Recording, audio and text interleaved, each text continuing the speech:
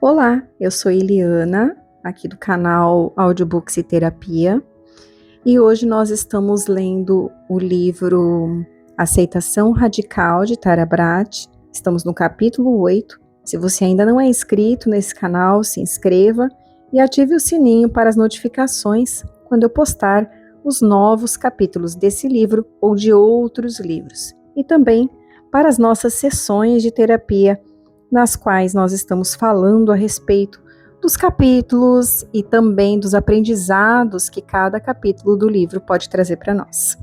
Vamos lá? E esse capítulo começa assim: Estávamos no terceiro dia de um retiro de meditação de uma semana, quando Daniel veio me ver para a sua primeira entrevista. Ele afundou na cadeira à minha frente e se proclamou a pessoa mais crítica do mundo.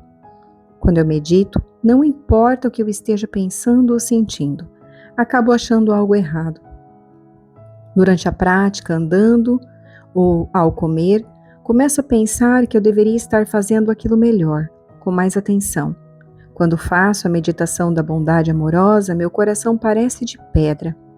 Quando Daniel estava sentado e sentia dor nas costas, ou quando sua atenção se dispersava, ele se condenava, julgando que nunca seria bom em meditar. Daniel confessou que até se sentiu constrangido em ir para a entrevista, temendo desperdiçar meu tempo. Embora outras pessoas não estivessem livres de seu bombardeio de hostilidade, grande parte era dirigida a si mesmo. Sei que os ensinamentos budistas se baseiam em ser compassivo, disse Daniel com amargura. Mas é difícil imaginar que um dia vão funcionar comigo. Ser duro consigo mesmo, como Daniel era, é algo familiar e muitos de nós sentimos isso. Tantas vezes nos distanciamos da dor emocional, vulnerabilidade, raiva, ciúme, medo, encobrindo-a com o auto-julgamento. Quando expulsamos parte de nós, afundamos ainda mais no transe da indignidade. Poderíamos perceber claramente as falhas e deficiências em nós e nos outros. Poderíamos reconhecer que estamos julgando. Poderíamos admitir que estamos presos na raiva, no apego ou no medo. Poderíamos até dizer que aceitamos o que vemos, mas a aceitação radical tem duas asas: compaixão e atenção plena. Não podemos aceitar nossa experiência se nosso coração se endureceu no medo e na culpa. Nos 2 últimos capítulos vimos como um grau de compaixão ajudou pessoas a usar habilmente as ferramentas da atenção plena ao enfrentar o desejo ou o medo. Quando Sara, que lutava contra a compulsão alimentar, lembrou-se de que não é culpa minha e se perdoou, seu coração se abriu e amoleceu de modo a possibilitar a presença atenta. Bárbara não conseguia encarar o seu medo até se refugiar no relacionamento da sua terapia e aprender a achar um reservatório de segurança e refúgio em si. Enquanto até aqui a ênfase foi em usar a asa da atenção plena para se libertar do sofrimento, neste e nos próximos 2 capítulos vamos tratar de como despertar diretamente a asa da compaixão. Se estamos presos no auto-julgamento como Daniel, nosso primeiro e mais sábio passo rumo à liberdade da aceitação radical é desenvolver compaixão por nós mesmos. Se magoamos alguém e estamos nos culpando e nos recriminando, a compaixão por nós mesmos nos permite achar um meio sábio e curativo de fazer as pazes. Se estamos nos afogando na dor ou no pesar, despertar compaixão nos ajuda a lembrar o amor e a conexão em nossa vida. Em vez de os expulsarmos, nos libertamos acolhendo nossos locais doloridos com a ternura incondicional da compaixão. Compaixão significa estar com, sentir com, sofrer com. Os textos budistas clássicos descrevem a compaixão como um tremular do coração, uma ternura visceral em face do sofrimento. Na tradição budista, quem realizou a completude da compaixão e vive a compaixão é chamado de Bodhisattva. O caminho e o ensinamento do Bodhisattva consistem em que, quando permitimos que o nosso coração seja tocado pelo sofrimento, sofrimento nosso ou de outra pessoa, nossa compaixão natural floresce. A aspiração do Bodhisattva é simples e poderosa: que todas as circunstâncias sirvam para despertar a compaixão. Quando passamos por um divórcio, tememos por nosso filho. Enfrentamos uma doença, encaramos a morte. O que estiver acontecendo pode ser uma ponte para uma compaixão clara e ilimitada, que é a essência da aceitação radical. Minha compreensão do caminho do Bodhisattva é que somos todos seres despertando, cada um de nós aprendendo a encarar o sofrimento, cada um de nós descobrindo a compaixão que expressa a nossa natureza mais profunda. Ao passar a confiar no sofrimento como um portão de entrada para a compaixão, desfazemos nossos condicionamentos mais profundos de fugir da dor. Em vez de lutar contra a vida, somos capazes de abraçar nossa experiência e todos os seres com uma presença plena e eterna. Para cultivar a ternura da compaixão, não apenas paramos de fugir do sofrimento, como deliberadamente trazemos nossa atenção para ele. As práticas budistas de compaixão geralmente começam com a consciência da nossa dor, porque uma vez que o nosso coração seja terno e aberto ao nosso sofrimento, é mais fácil estender a compaixão aos outros. Às vezes, nos conectamos mais facilmente com a ternura, focando nossa atenção primeiro no sofrimento dos outros e depois trazendo-a à nossa experiência. De qualquer modo, ao sentir o sofrimento e nos relacionarmos com ele com afeto em vez de resistência, despertamos o coração da compaixão. Ao praticar responder ao nosso sofrimento com a gentileza da compaixão, nosso coração pode se tornar, como diz a professora budista Sharon, tão vasto quanto o mundo, acolhendo-nos com compaixão. Quando perguntei a Daniel há quanto tempo ele vinha se voltando tão duramente contra si, ele hesitou por um instante. Desde que me entendo por gente, respondeu.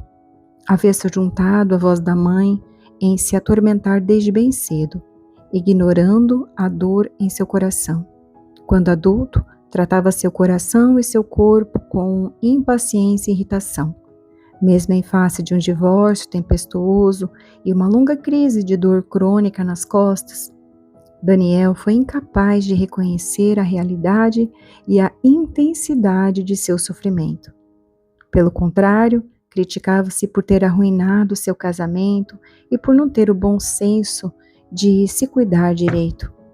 Perguntei a Daniel se ele poderia me contar o que acontecia em seu corpo quando estava se julgando. Ele apontou para o peito e disse que seu coração se sentia preso por rígidas cordas de metal.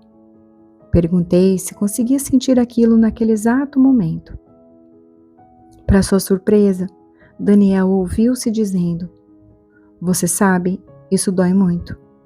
Gentilmente, perguntei como ele se sentia em relação àquela dor no coração. "Triste", respondeu ele suavemente, com os olhos marejados. "É difícil acreditar que carrego tanta dor há tanto tempo." Sugeri que levasse a mão ao coração, ao local onde mais sentia dor. Perguntei se poderia enviar uma mensagem a essa dor. "Como você se sentiria se dissesse: 'Eu me importo com este sofrimento'?"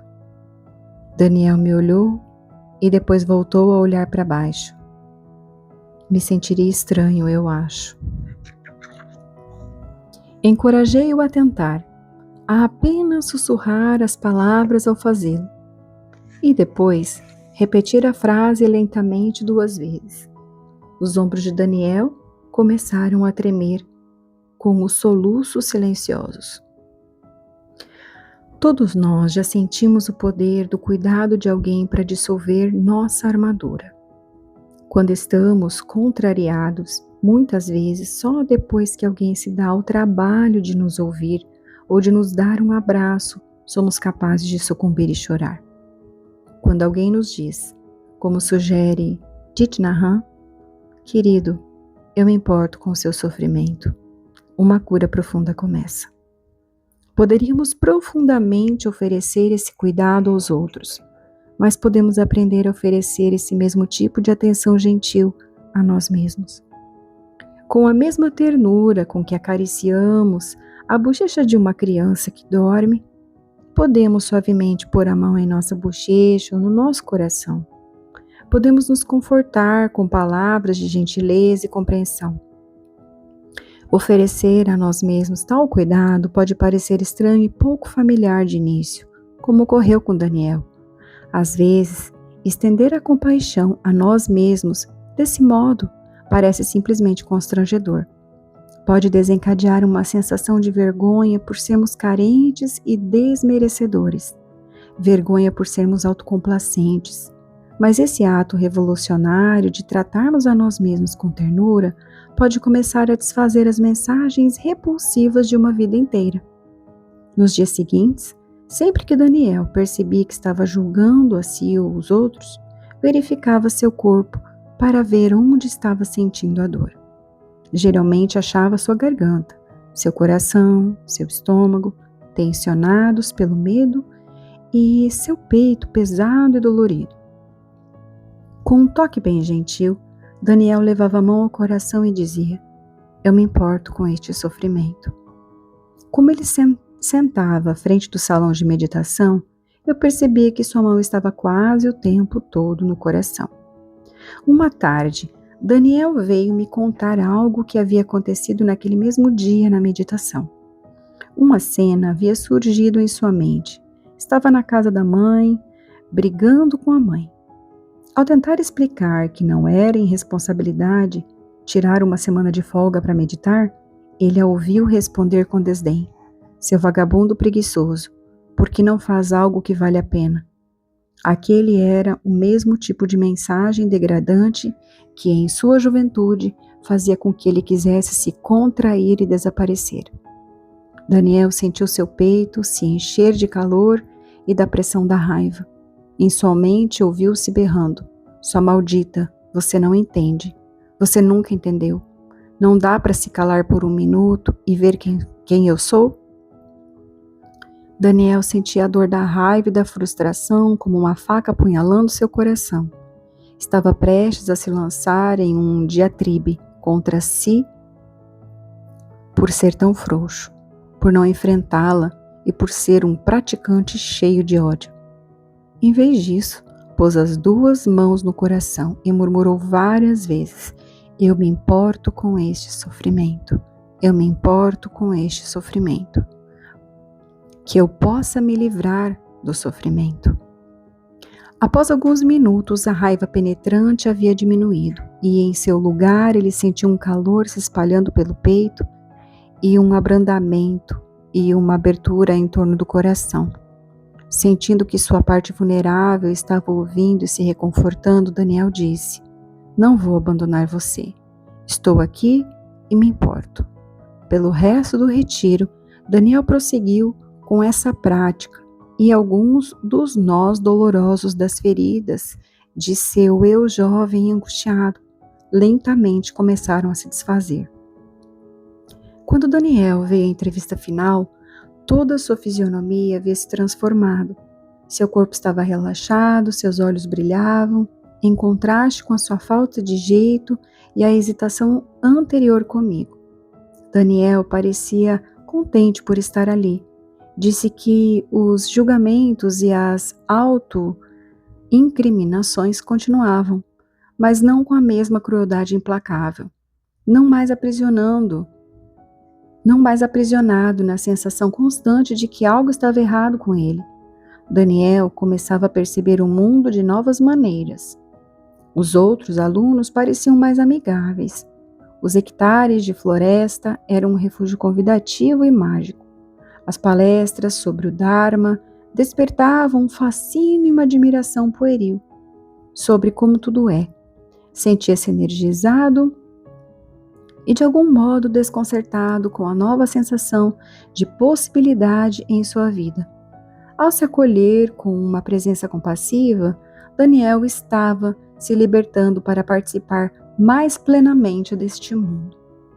Como Daniel, ficamos tão viciados em julgar e desconfiar de nós mesmos que qualquer gesto sincero de carinho pelos locais feridos causa uma transformação radical. Nosso sofrimento se torna um portão de entrada para a compaixão que liberta nosso coração. Quando nos tornamos os portadores de nossas dores, nossos velhos papéis como juízes, adversários ou vítimas deixam de ser alimentados. No lugar deles, achamos não um papel novo, mas uma abertura corajosa e a capacidade de ternura genuína não só por nós, mas também pelos outros. Recorrendo à compaixão. Num workshop de fim de semana que conduzi sobre aceitação radical, uma das participantes, Marian, contou sua história sobre a vergonha e a culpa que haviam a torturado. A filha de Marian, Christy, recuperando-se do alcoolismo, pedira que a mãe se juntasse a ela na terapia. Enquanto suas sessões se desenrolavam, Christy revelou que durante a adolescência sofrera abusos sexuais do padrasto e segundo marido de Marian. Quando Marian estava dormindo ou não estava em casa, ele entrava no quarto de Christy e trancava a porta para que a irmã mais nova não o surpreendesse. Quase toda semana ele chegava bêbado, exigia que ela fizesse sexo oral nele e depois a fazia jurar que ficaria calada. Dizia que se alguém chegasse a saber daquilo, ele a espancaria tanto que ela desejaria nunca ter nascido. Ele também ameaçava fazer a mesma coisa com a irmã mais nova de Christy. Às vezes gritava, dizendo que se a mãe dela algum dia descobrisse, aquilo a destruiria. Ela provavelmente se mataria. A cada nova revelação da filha, Marian sentia sua alma despencar mais num poço fundo sem fim. Seus dias se tornaram um pesadelo. Ela repetia implacavelmente o filme mental de seu marido, esgueirando-se no quarto de Christy e forçando sexualmente a menina. A raiva a dominava e ela tramava atos violentos de vingança contra aquele homem. Só aos poucos percebeu quão culpada também era. Imaginando-se ignorante, adormecia no andar de baixo após talvez ter tomado vinho em excesso. Marian se sentia arruinada pelo ódio por si própria. Sua mente alimentava o sofrimento com seus ataques incessantes de "se eu soubesse", e como pude ser tão cega? A compaixão por si mesma não apenas era impossível, como Marian estava convencida de que teria sido errada. Ela era mãe, dizia a si mesma. O que havia acontecido com Christy era culpa sua. Ela merecia sofrer. Então, numa sessão, o que Marian temera o tempo todo aconteceu. Christy a atacou verbalmente. Você ficou dormindo durante toda a minha adolescência. Eu estava sendo violada e não tinha onde me proteger. Não havia ninguém ali para cuidar de mim. O rosto de Christy estava vermelho, seus punhos estavam cerrados. Pronto, consegui, contei a verdade e agora você vai desaparecer de novo. Eu tinha medo de te contar na época e agora sei por quê. Você não consegue enfrentar a verdade. Você não consegue lidar comigo. Nunca conseguiu. Eu te odeio, gritou Christy. Eu te odeio, eu te odeio. Marian sentiu as palavras dilacerarem seu coração. Ao observar Christy se desmanchar em fortes soluços palpitantes, Marian soube que o que ouvira era verdade. Ela realmente tinha se escondido da dor de Christy dormindo. Não conseguia enfrentar o envolvimento de sua filha com drogas, seus conflitos com os professores, suas faltas e suspensões na escola, porque não conseguia enfrentar nada em sua vida. Como no primeiro casamento, seu relacionamento com o segundo esposo rapidamente se desintegrou, depois que ele teve um caso. Sua forma de lidar com a depressão era bebendo com suas amigas e dormindo demais. Na época em que começou a terapia e enfim se divorciou, ambas as filhas haviam saído de casa. Agora, ela sabia quão tragicamente havia falhado com Christy e sua irmã, como havia falhado em tudo que era importante. Não havia motivo para continuar vivendo. Todos nós prejudicamos outras pessoas e achamos que somos maus devido às nossas ações. Para Marian, a verdade inevitável era que ela havia desempenhado um papel direto no sofrimento de Christy. Quando, assim como Marian, encaramos a verdade de que ferimos os outros, às vezes gravemente, o sentimento de culpa pode nos dilacerar. Mesmo quando o dano não é tão grande, alguns ainda se sentem indignos de compaixão ou redenção. Nesses momentos, a única forma de encontrar compaixão por nós é recorrer a algo maior do que eu, que se sente tão pequeno e miserável. Poderíamos tomar refúgio invocando o amado, ou Nossa Senhora, Deus ou Jesus, o grande Espírito Santo. Recorremos à consciência amorosa, esperando que seja grande o suficiente para oferecer conforto e segurança ao nosso eu dilacerado. Como católica, Marian havia encontrado através da oração momentos de paz e comunhão profundas com um Deus amoroso, mas em seu desespero, agora se sentia sozinha no universo.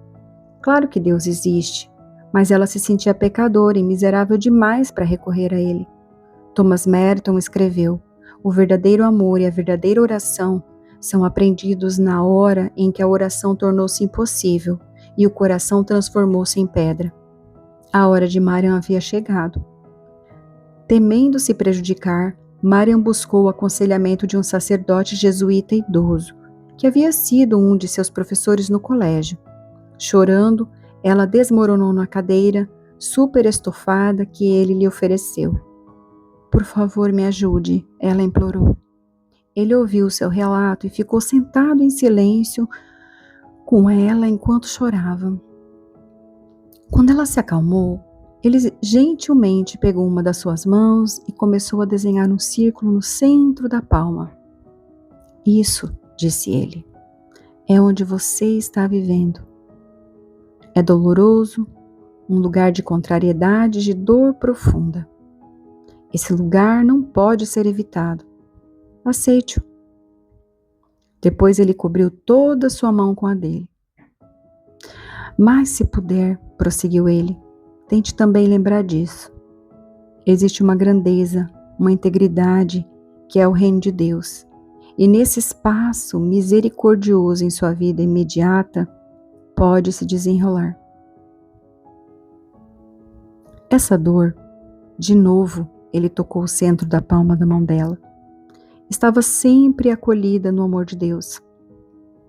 Quando você conhecer tanto a dor como o amor, suas feridas vão se curar.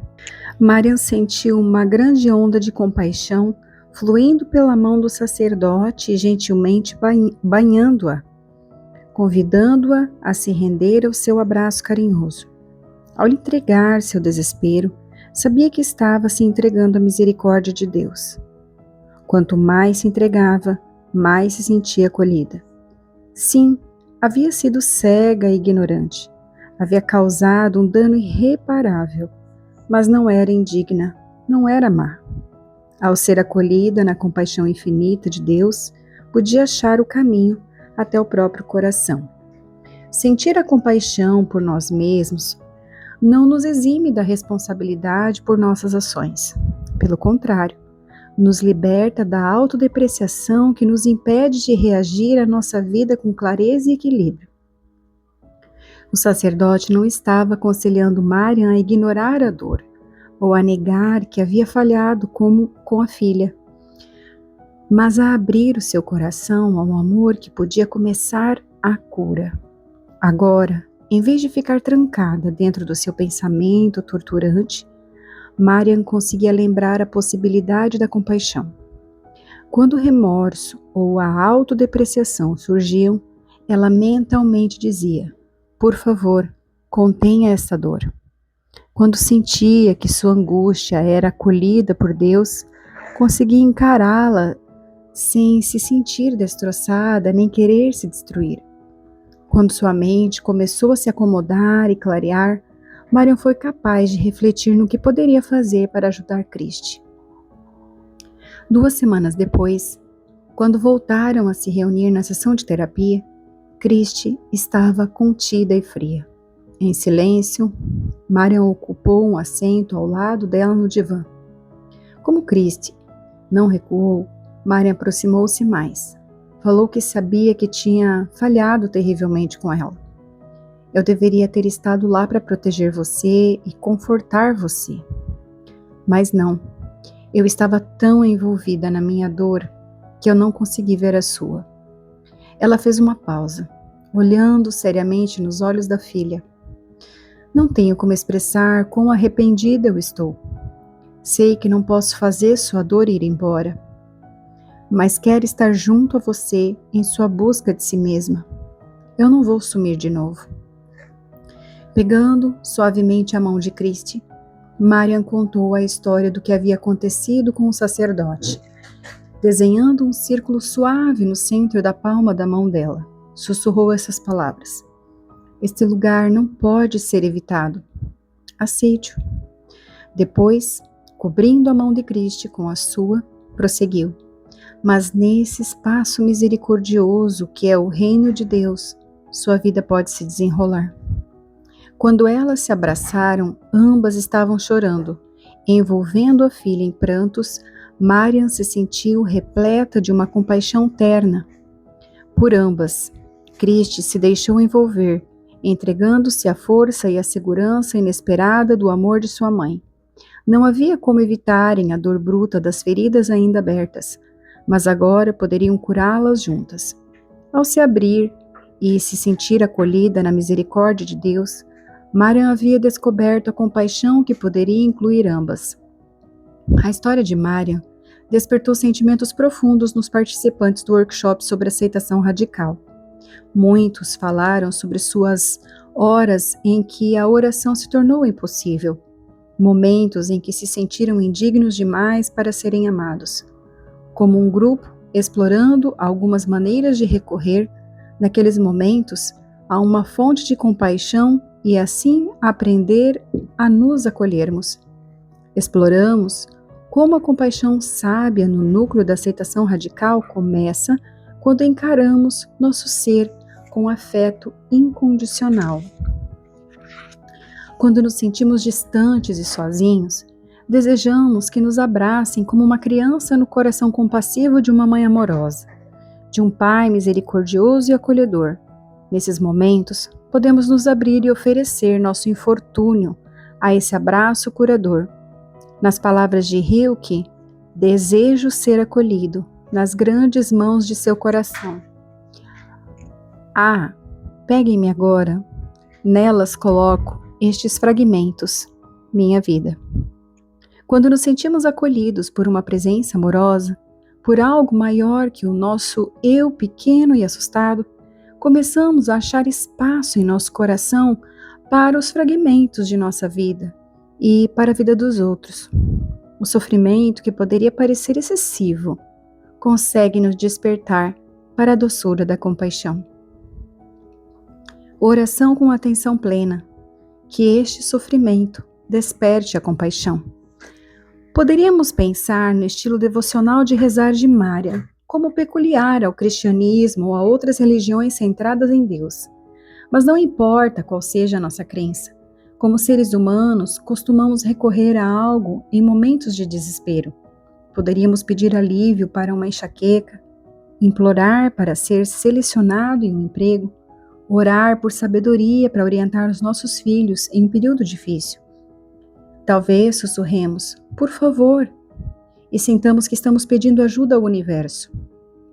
Quando nos sentimos desconectados e temerosos, ansiamos pelo conforto e pela paz, advindos de pertencermos a algo maior e mais poderoso. Estudiosos da prática budista muitas vezes indagam se esse tipo de oração reforça a noção de um eu separado e desejoso. Parecemos estar suplicando a alguém ou algo maior que nosso eu pequeno e assustado. E a quem exatamente estamos orando? Cresci como unitarista e lembro que brincávamos sobre endereçar nossas preces a quem possa interessar. Seguindo o caminho do Buda, podemos ter a mesma dúvida. Embora a oração sugira um dualismo entre eu e o outro, pode ser um caminho direto para a experiência não dualista do pertencimento pleno. Embora nem sempre valorizadas no Ocidente, a prece e a devoção são uma tradição viva do budismo. Os desejos sinceros expressos nas práticas da bondade amorosa e da compaixão. Que eu possa ser feliz, que eu possa me libertar da dor e sofrimento, são formas de oração. Nossas preces de aspiração e nosso desejo de aliviar o sofrimento podem não ser necessariamente direcionados a alguém ou a algo, mas poderíamos também endereçá-los ao Buda ou a um dos outros grandes mestres, que consideramos corporificações do coração e da mente despertos. Quando feito com atenção plena e sinceridade, esse tipo de prece devocional torna-se um meio de acender nosso coração e nossa mente.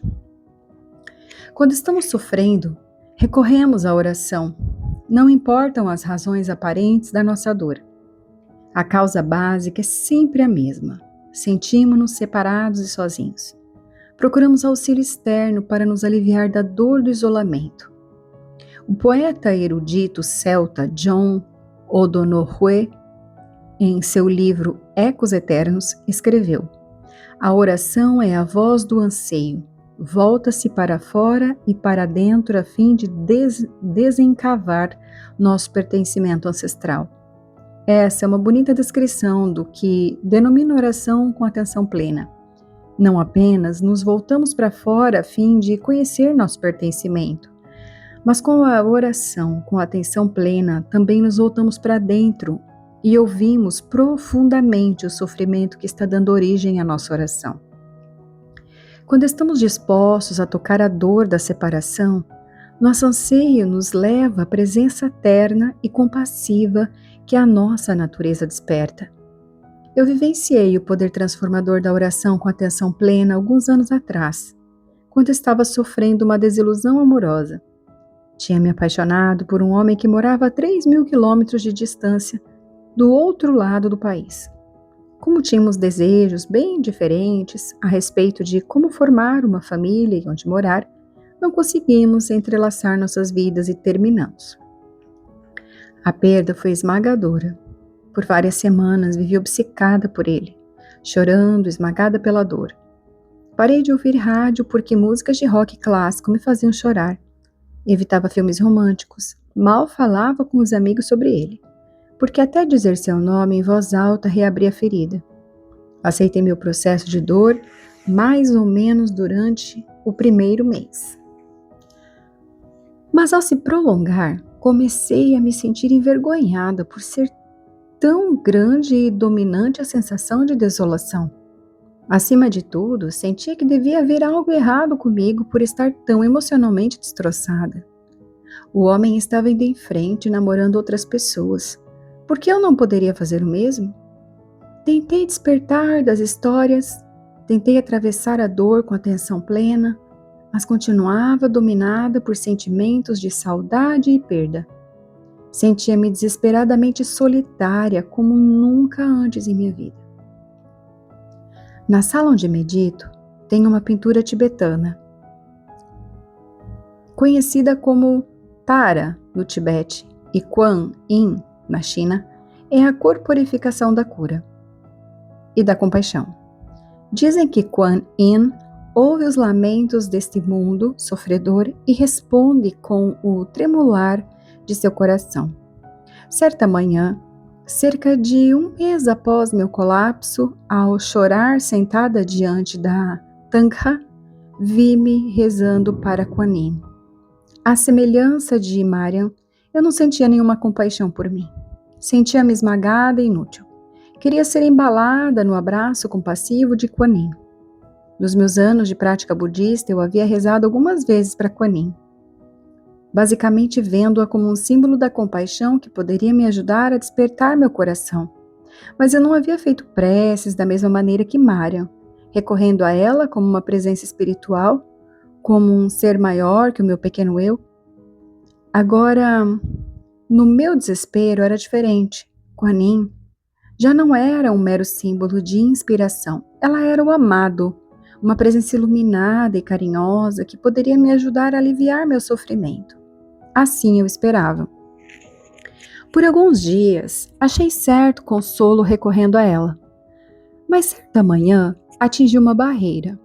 O que eu estava fazendo? Meu constante ritual de dor, oração, choro e ódio por meu sofrimento não estava me levando na direção da cura. Kuan Yin subitamente pareceu uma ideia que eu havia evocado para me aliviar. Mas sem tomá-la como refúgio, agora eu não tinha a quem recorrer. Algo ou a quem me agarrar. Um caminho para fora do buraco oco da dor. O mais doloroso foi que o sofrimento parecia eterno e totalmente inútil. Embora aquele parecesse ser mais um conceito abstrato, lembrei-me que para o aspirante a Bodhisattva, sofrer é a ponte confiável para despertar o coração.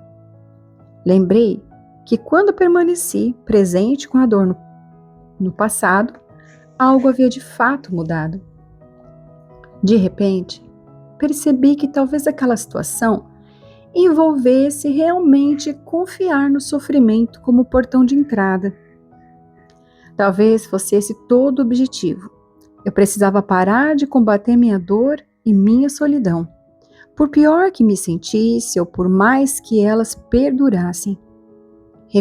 Recordei a aspiração do Bodhisattva a que este sofrimento sirva para despertar a compaixão e comecei a sussurrá-la por dentro, que este sofrimento sirva para despertar a compaixão.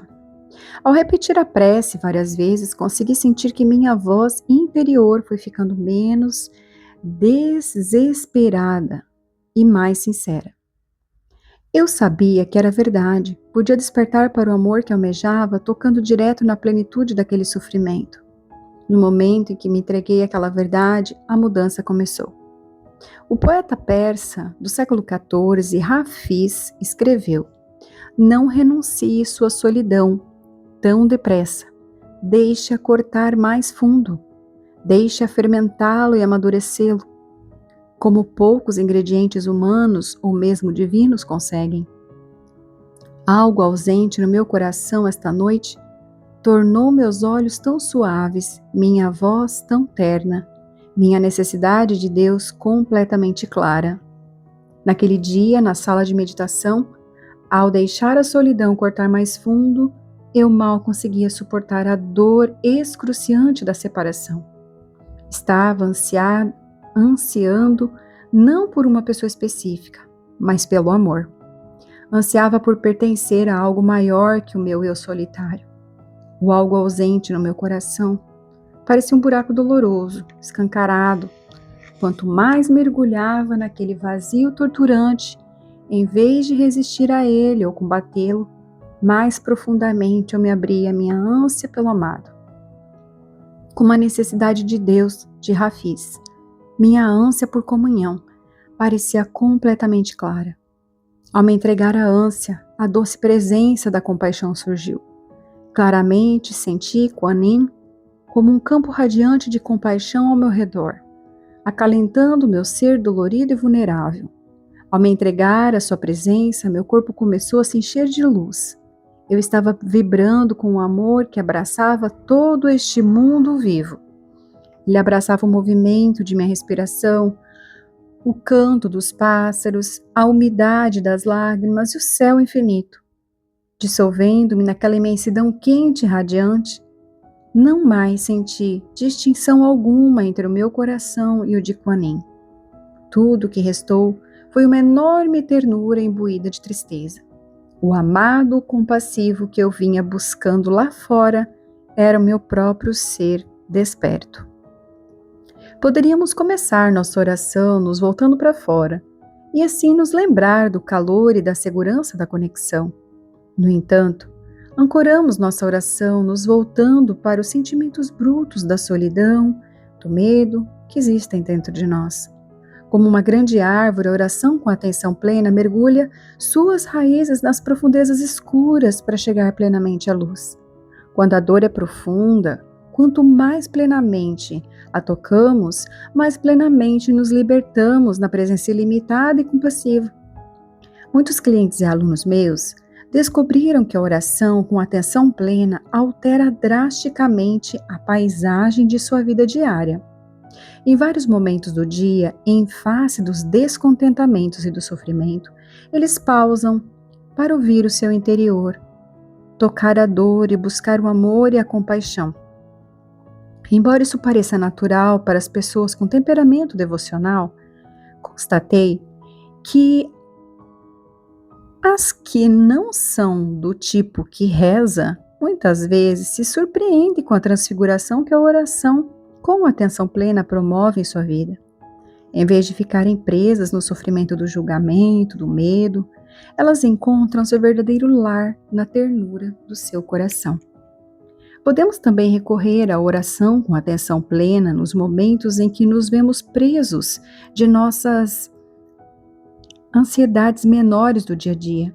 Nosso voo pode ser cancelado devido a problemas mecânicos, ou podemos nos sentir magoados por não sermos convidados a um evento social, ou nos ver em dificuldade porque a babá acabou de avisar que não vai poder vir hoje. Se nesses momentos conseguirmos nos lembrar da aspiração de que essas circunstâncias podem despertar a compaixão, nossa experiência muda. Ao sentir nosso desconforto com atenção plena e invocar a compaixão, nosso coração naturalmente fica mais aberto e relaxado.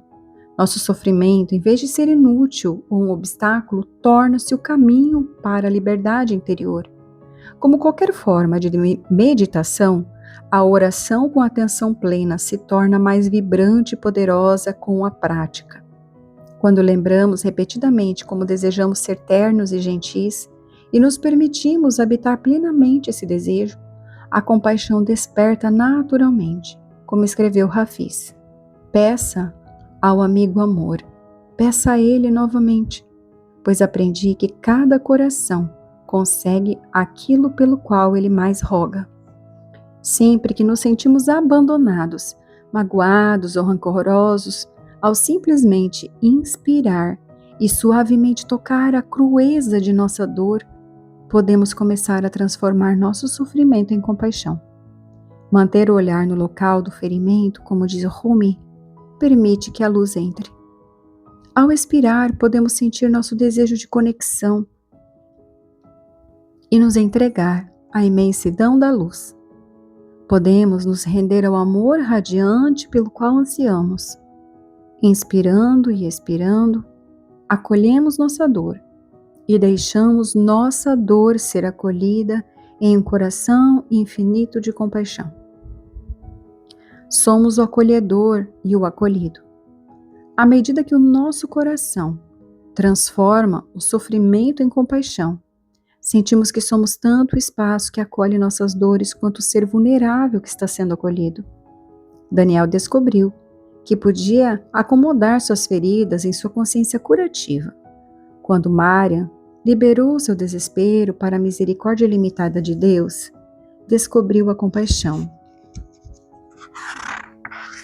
A compaixão capaz de acomodar não apenas o próprio sofrimento, mas também o de sua filha.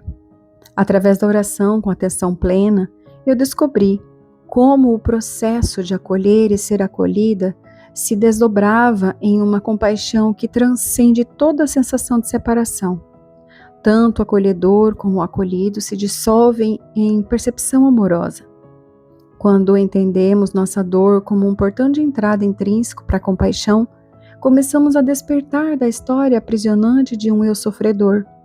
Nos momentos em que acolhemos ternamente nossa raiva, por exemplo, atravessamos nossa identidade como um eu raivoso. A raiva não parece mais uma falha pessoal, uma carga opressiva. Começamos a ver que ela é universal.